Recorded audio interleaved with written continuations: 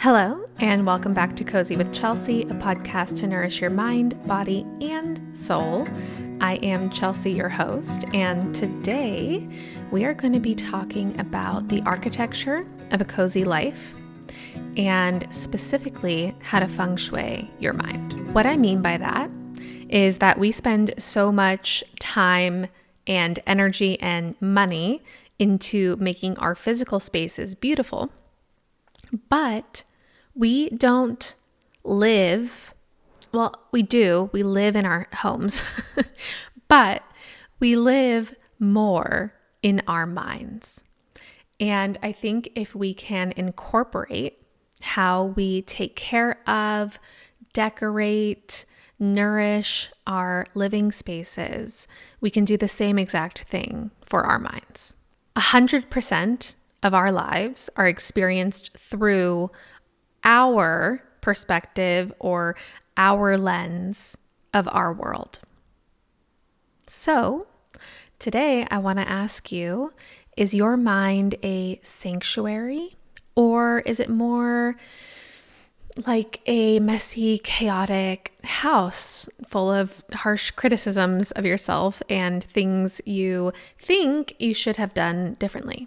Hint, we want the flowing, cozy, organized, beautiful space, but in our minds.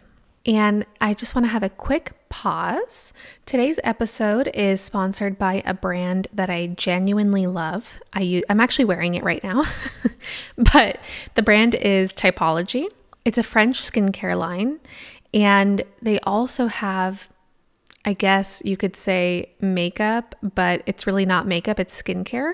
But they have a lot of like tinted moisturizers, blushes, lip glosses, but they're also skincare. And they are a clean beauty brand. I literally am wearing and often wear the tinted moisturizer, the tinted blush, I wear the tinted lip gloss, and I use their mascara as well. And I use it all the time because it's good for your skin and it washes off just like normal moisturizer. At least I don't need to use makeup remover to take it off at the end of the day. So I personally love it. They do have a test to identify your skin type and what products would be best for you. So you can use my link. I will put it in the show notes of this episode if you want to take a look at that. Okay, back to the episode. So I'm going to walk through how to feng shui your mind. There's going to be multiple steps to this, but ultimately I want you to think of treating your mind like a home, okay? We're going to declutter. We're going to clear the dust out in there. We're going to rearrange the furniture, and we're going to talk about what it feels like to be a kind host to yourself. And just to be clear, a cozy mind is not a perfect mind. It is just one where you've cleared enough space to breathe. And that's what we're going to do today. So grab your tea, grab your hot cocoa, grab your Red Bull, whatever you're drinking, get comfortable, and let's get into it. All right. So the first step to feng shuiing your mind, and honestly, as I go through this, you can apply this to your home as well. It applies to both situations here, but I want to start with a deep clean. Okay.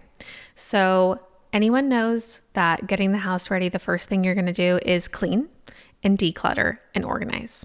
All right. We're talking about a deep clean here. So when we think about this as our mind, we want to declutter any negative dust that has accumulated over the years. Okay. So this could be like your shoulds, right? A should is just blocking the flow of joy. So if you're thinking I should have done this, or I should be doing this, or anything like that, we want to really identify any repetitive negative thoughts. And something that is very common in women is to constantly criticize ourselves. So if we can just take a minute to look at what are the thoughts that are constantly repeating in our heads. And again, this is not a judgment space, but rather a curious investigation. And the reason that I bring this up is because for years, personally, I suffered with so many negative, repetitive thoughts, and they were often criticisms of myself. So it would be like, I'm not pretty enough, I'm not smart enough, I'm not successful enough, on and on and on. And that was just the regular loop going on in my head. And I will tell you now, I literally do not have those thoughts. Or if one will pop up every now and then, I can switch it so fast. And that is not because I just magically became a new version of myself. That is because I worked on that specifically for years and years and years, for 10 plus years. Because I knew that just constantly repeating any negative thought about myself, it didn't do me any good. It really didn't. I'm sorry, but the shame, the guilt, the criticism, it is not a good motivator. And when you're feeding into those patterns, when you're feeding into the negative thoughts and believing them, guess what? You believe them. It becomes a part of your subconscious and it reflects in your daily life. It reflects in the home of your mind. So the practice here is not to shame ourselves for shaming ourselves, but to get curious and become very aware of the thoughts that are repeating in our mind that are simply just clutter. You are not your thoughts. Thoughts flow through us and out of us. They are not who we are. They are not our essence. They are not our soul. And so we can allow those negative ones to just fall away. And if we find that they're repeating, then there's something to take a look at. What's going on subconsciously? What are we believing about ourselves that isn't true or that we don't want to be true? I mean, you can really think of this too as cleansing your energy. If you are somebody who regularly smudges your home, think of smudging your mind, okay? We want to clear out the gunk, clear out the funk, and get a nice, clean slate to start with. Now, for cleansing the energy of the mind, honestly, you can just combine this with like a guided visualization or meditation or energy clearing. And it's something that I do very often. And you know what? I don't usually do this on a podcast. Maybe I'll cut this, but we can do it together right now. Hopefully you're not driving. If you are, keep your eyes open. Or save this for when you have a moment to center yourself, sit down somewhere. But I'm going to walk you through what I do. It's very quick. It doesn't take much work and it will reset my energy immediately. All right. So I'm going to have you take a deep breath in and out.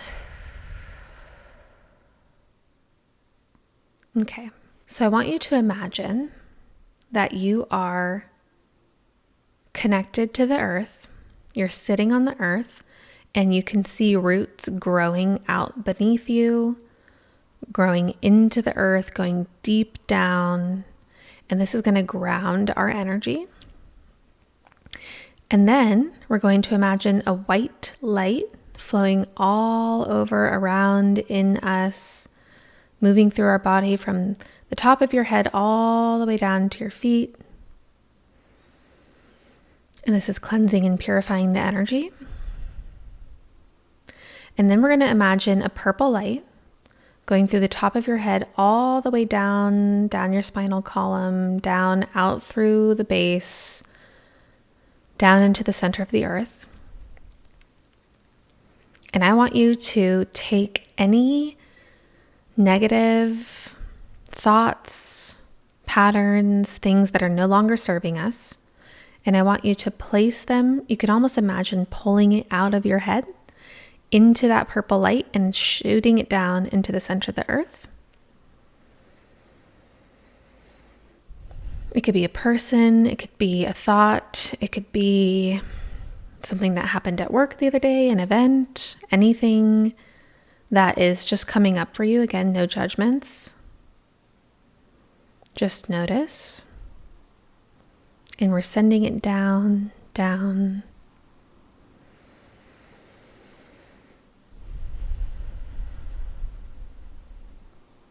And then once you're done, we're going to pull that purple light back up out of us. And then again, we are seeing that white light, cleansing, purifying all around.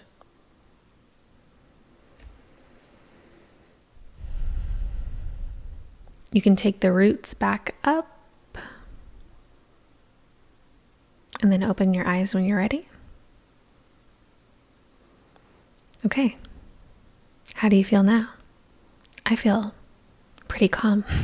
Maybe I should go take a nap now. So that is just a practice that you can regularly incorporate. That took 2 or 3 minutes. It might be longer, it might be shorter, depending on your energy that day. But I think it's important to really just be aware of the thoughts that we're having and how much we are allowing those to become beliefs. Okay, so that's the first part there. We are just clearing out the clutter. Now we're going to actually Feng Shui our minds. So if you ever have looked into Feng Shui, I am not a Feng Shui master, but I do have a mentor who is, and she comes in and Feng Shuis my house. And every part of the house represents something in your life, right? So that could be relationships, family, it could be wealth, it could be success, it could be health. So I want you to imagine that your mind has all of these different compartments. And if you could do kind of like a audit of all the different parts of your life, right? Your career, your relationships, your health.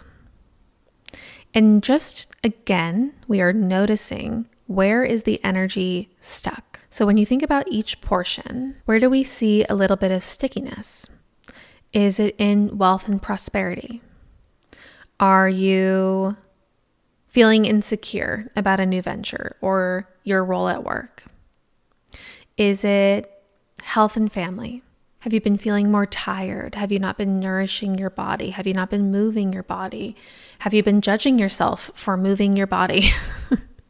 Is it love and marriage?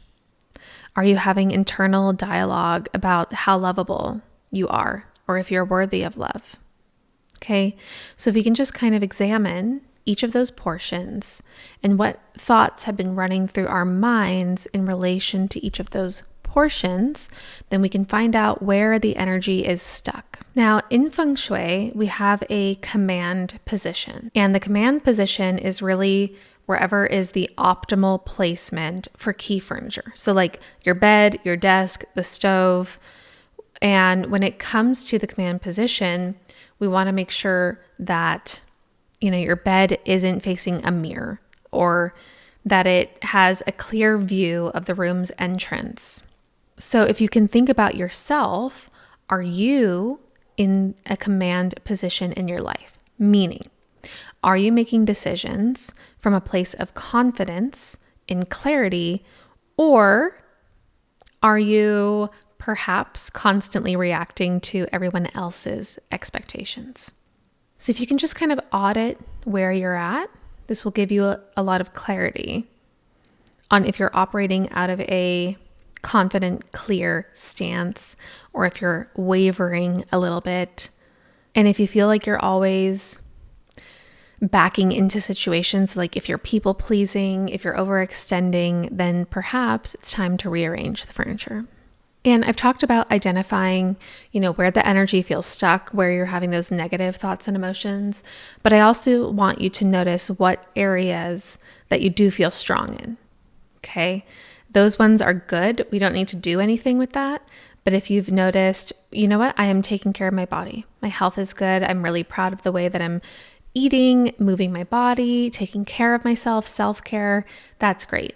But I'm noticing in love and relationships that I'm feeling insecure or I'm not communicating with my partner as well as I'd like to. We're just kind of taking a mental audit. What is working well and where is the energy stuck? And where do we need to rearrange some furniture? So once we've done an audit, maybe we've moved things, shifted them around a little bit, or we have noticed, this area is really great. Here I need to make some adjustments. I need to start reprogramming a different thought, where this negative one keeps coming up. So we've decluttered, we've audited, we've rearranged, and now we're going to decorate for our future selves. So I want you to think about this as changing the lighting in your house. I actually just did this. So this is topical for me. But when we bought this house, they had all of the bright white LED lights, and it was harshing my vibe. Lighting is important to me. I like warm mood lighting, accent lighting. And so we went through each, because they were all, whatever that's called, recessed lighting in the ceiling. And guess what? All you had to do was pull down the bulb and flick a switch, and it went to warm. At first I was thinking I'm going to have to renovate this entire kitchen just to get new lighting in here. Nope, it's just a little switch, a little adjustment. So what can we do when it comes to our minds to make that little adjustment so that we can prepare our mind for our future self? So one practice that we can have here, we could call it redecorate one thought.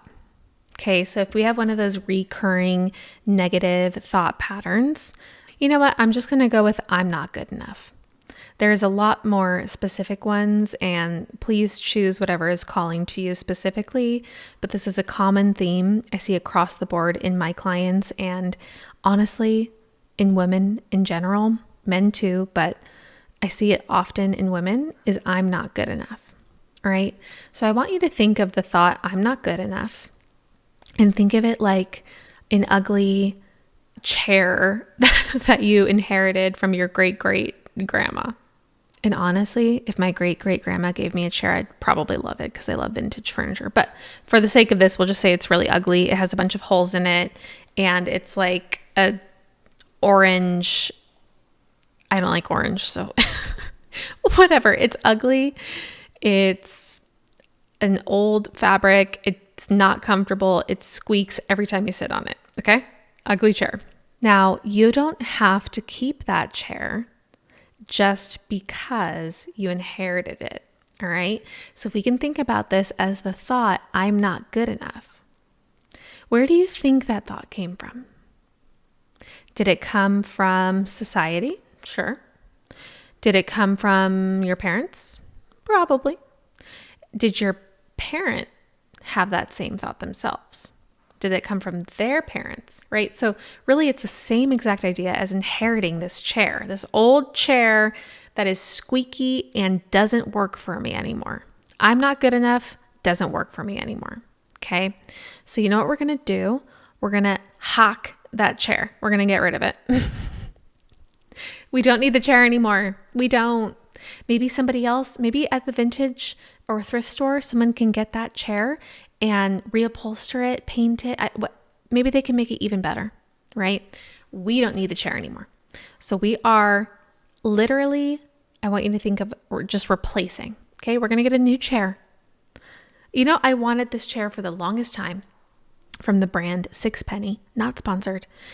And I just saved it on Pinterest, and I would look at it over and over and over again, and I finally bought it. All right. It is time to allow yourself to buy that chair that you've been looking at for 3 years. So how are we going to replace the chair, the thought? I'm not good enough. We could just 180 it. I am good enough. And I want you to, every time that thought comes up, just switch it into the other thought. This is what I did for years and years and years. There's also a trick where you could have like a hair tie always on, or a rubber band, and whenever the thought comes up, you snap it and switch it to the other thought. Or I actually had a podcast guest on who has a similar practice, but she takes the hairband and switches it over to her other hand, kind of representing, okay, we're switching that thought into the complete opposite, what we want it to be for our future self. So anytime you have the thought come up, I'm not good enough, we're just going to switch it. I am good enough. It's our new good enough chair. All right, how else are we going to decorate for our new selves? So I kind of like using the example of lighting, if we can apply this more to the thoughts that we have. So instead of, all right, if we think of that harsh white LED lighting, as the same kind of energy as every time you are interrogating yourself or criticizing yourself or shaming yourself. Okay. We want to get rid of that harsh interrogation light and switch it into a warm golden hour light. So honestly, you could do this throughout the week, where if you're used to criticizing yourself, all right, we're going to practice golden hour lighting this week. A simple practice for this is if a thought comes up and instead of criticizing yourself, think, how would I look at this situation if I were being as nice to myself as I am to my best friend? That will immediately shift your perspective on that situation. We are so often harder on ourselves than the people that we love, where if we just treated ourselves with that same compassion and kindness that we give to others, imagine how much more you could get done in your life instead of just criticizing and shaming yourself. Another way that we can decorate is to think about like, what's that called where you have, I think it's just called a gallery wall, where you have all different paintings on a wall. So imagine, or you have pieces of art on a wall. So think of that when you have something replay in your mind. I don't know if you guys do this, but I do it, where I have maybe like a new memory, or even I'll be thinking of like a possible outcome of a situation. And a lot of that is rooted and based in fear instead of love. And I will replay like a really embarrassing moment or something that I'm not proud of, and then think about that for a few hours. Or I'll be in a stressful situation and kind of just like imagining worst case scenarios. So if we can think of those images that you see in your mind as a gallery wall, we want to curate that wall. We want beautiful paintings. We want artwork that makes us feel warm and fuzzy and joyful instead of anxious, scared. Okay. So imagine when those thoughts pop up that you're just adjusting that gallery wall. We're taking down that really embarrassing night where you said something weird and we're putting up a picture of a phone call that you had with a friend that went really well, and you were able to give them advice and support them and make them feel better. Okay. We're going to create our own gallery wall, and that is what we're going to reflect on instead of those memories or even futurizing a more negative scenario. And then I want to talk about who we're allowing into our mind. Okay. Now, if you think about your home, who do you willingly invite into your home and who do you not? This is the same exact thing with your mind.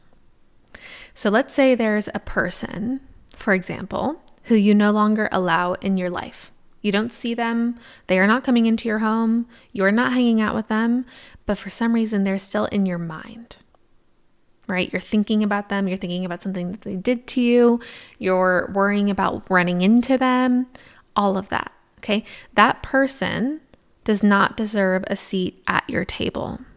So whenever they pop up, and again, this is not a judgment. This is just something that your brain does, right? And often it's a protective mechanism.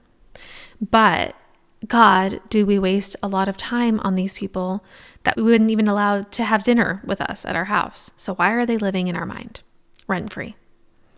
So anytime that person pops up, I want you to imagine that your mind has a front door.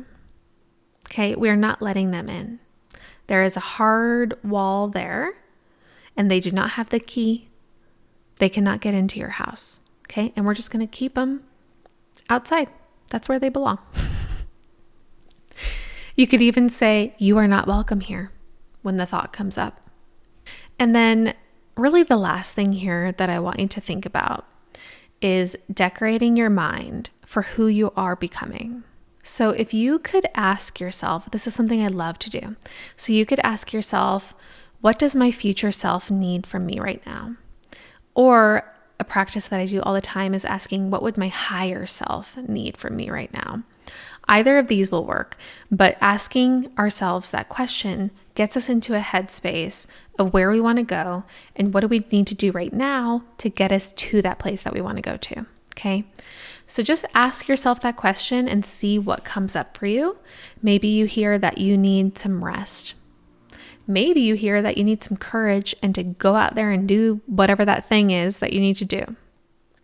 Maybe you need permission to take up space. Maybe you need permission to speak up at work or speak up to a family member or a friend. So if we can just think of who are we becoming and how would she live and what does she need from me right now? When we are decorating for our future selves, guess what? We automatically become our future self. So I hope this is helpful to think of your mind as a home, because it's just so easy to get lost in any negative thought or repetitive thought or scary thought. Our brains are really honestly wired to protect ourselves. And this is why we're constantly thinking of past mistakes to make sure that we don't do them again. We are thinking of possible worst case scenarios in the future to protect ourselves from going there. And again, it is okay that the thoughts come up. Just remember that you are not your thoughts. And if we can try to train ourselves to let go of the criticism, to operate as if we are our future self, that is what is going to allow us to become that future self. Your mind is your sanctuary, and you get to make it whatever you want it to be. You know, I would like for my mind to be a warm, cozy place. I want to be intentional with what I'm thinking about, who I'm thinking about. And I want it to be a place where I feel at home. I feel at home in my own mind. It is a safe place for me. It's a cozy place. It's a supported place. We can cultivate the way that we take care of our homes into the same way that we take care of our minds. I always end with what is making me cozy. So this week, I'm actually, I think, planning my honeymoon because I was supposed to go on a honeymoon and life happened and some things came up and I wasn't sure if we would be able to go or not, but it seems like we might be able to go very soon. So it's kind of a fast turnaround time, but ideally I am looking forward to planning and going on my honeymoon shortly. And I would really, really, really, really love a vacation and to spend time with the person that I love. So that is making me cozy this week. Last week, I talked about how to recover from burnout and how the cure is joy. So if you guys enjoyed that episode and incorporated some micro joys in your day, I would love if you would comment on this episode. I just want to hear about it. And if today's episode resonated with you at all, if you noticed any thoughts come up, any, patterns that you recognize that you want to rearrange, if you thought of an idea of how to decorate to become your future self, I would love to hear about that. So please comment on this episode. Thank you guys for listening and supporting the podcast. And we'll be back with another episode next week. For now, have a cozy week and have fun redecorating your mind. All right. Bye.